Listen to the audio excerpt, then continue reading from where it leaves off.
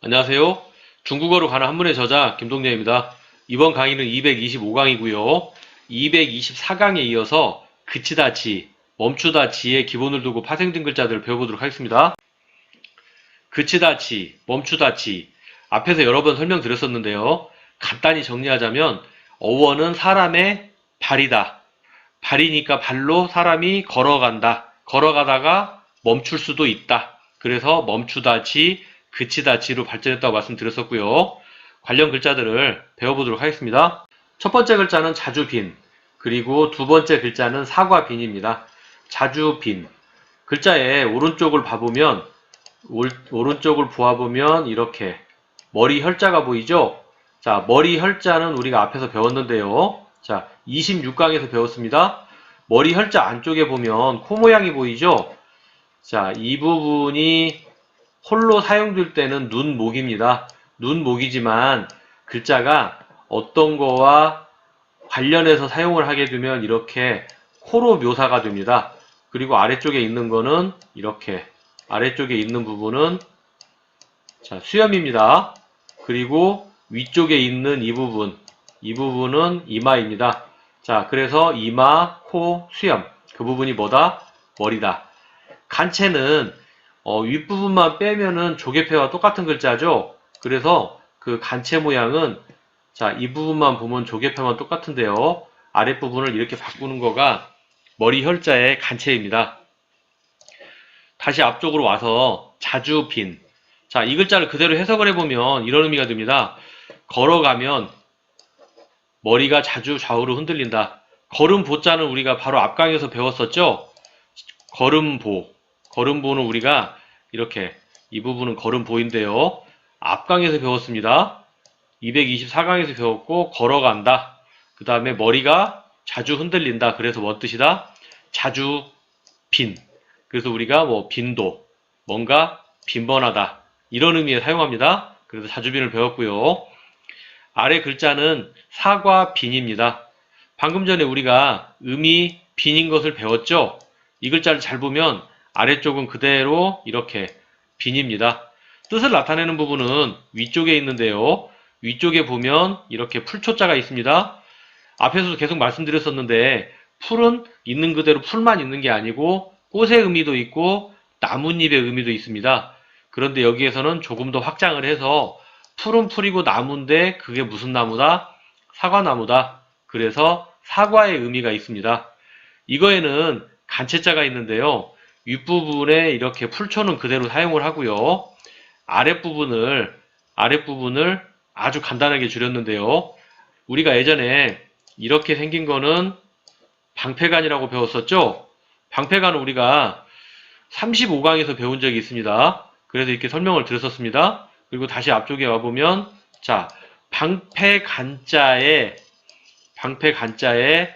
양쪽에 컴마를 이렇게 찍으면 평평하다 평이라는 글자가 됩니다.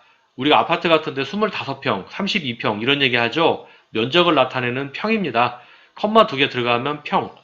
자, 한글에서는 빈과 평이 다르지만 중국 사람들이 발음하는 거는 핑. 발음이 같습니다.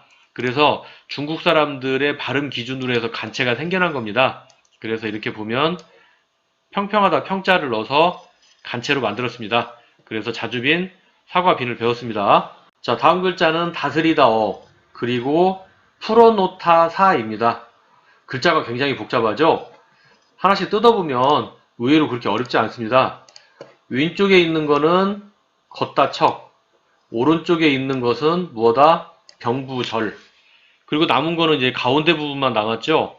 일단 해석을 쉽게 해보면 걷다 척, 걷는 거는 걸어가는 거죠? 근데 이 그림의 오른쪽 그림을 보면 앞쪽에 달려가는 말들이 보이죠? 그래서 이 부분은 말에 해당이 되는 겁니다. 앞쪽에는. 그리고 병부절, 뒤쪽에 보면 또 누가 서 있죠?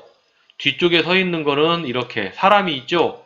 달리는 말 뒤에 사람이 말을 부리고 있는 모습인데요. 이 병부절은 사람인 겁니다. 그래서 말과 사람, 그리고 가운데는 이렇게 마차나 연결된 부분인데요. 병부절이 사람이라는 의미는 우리가 4강에서 설명을 드렸었습니다. 어원은 뭐다? 무릎을 꿇은 사람이다. 그래서 그때 의미가 사람의 의미도 있고 그 명령의 의미도 있다. 이렇게 무릎을 꿇고 있는 거는 명령을 받드는 거죠. 그래서 병부는 옛날에 군인들에게 명령을 내리거나 병사를 움직일 때 보여주던 표식이라고 그때 설명드렸습니다. 다시 앞쪽으로 와서 보면 방금 전에 말씀드린 대로 설명이 쉽죠? 말과 사람. 그러면 이제 가운데 부분만 우리가 한번 써보면 되는데요. 한번 써보도록 하겠습니다. 글자가 굉장히 어려우니까 우리가 잘 따라서 써봐야겠죠? 자, 그런데 여기가 왜 그치다 지, 멈추다 지에 우리가 이걸 가져왔냐면 사실 그거와는 관련이 없는데요.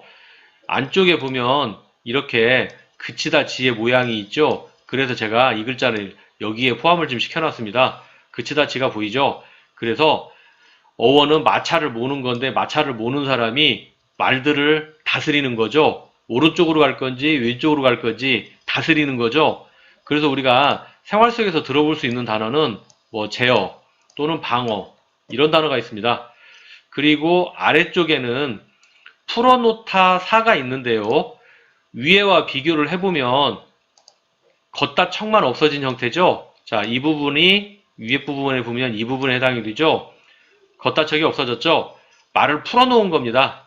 위에서 아까 뭐라고 그랬죠? 걷다 척은 말이라고 그랬죠. 여기에 보면 말이 없는 거죠. 말을 어떻게 했다? 풀어놨다. 그래서 다스리다에서 말을 떼어놓은 모양 풀어놓다 사입니다. 그래서 여기서 다스리다어 풀어놓다 사를 배웠습니다. 우리가 225강에서 그치다 지 또는 멈추다 지의 기본을 두고 파생분 글자를 배웠습니다. 이번 강의는 여기서 마치도록 하겠습니다. 다음 강의 듣도록 하겠습니다. 감사합니다.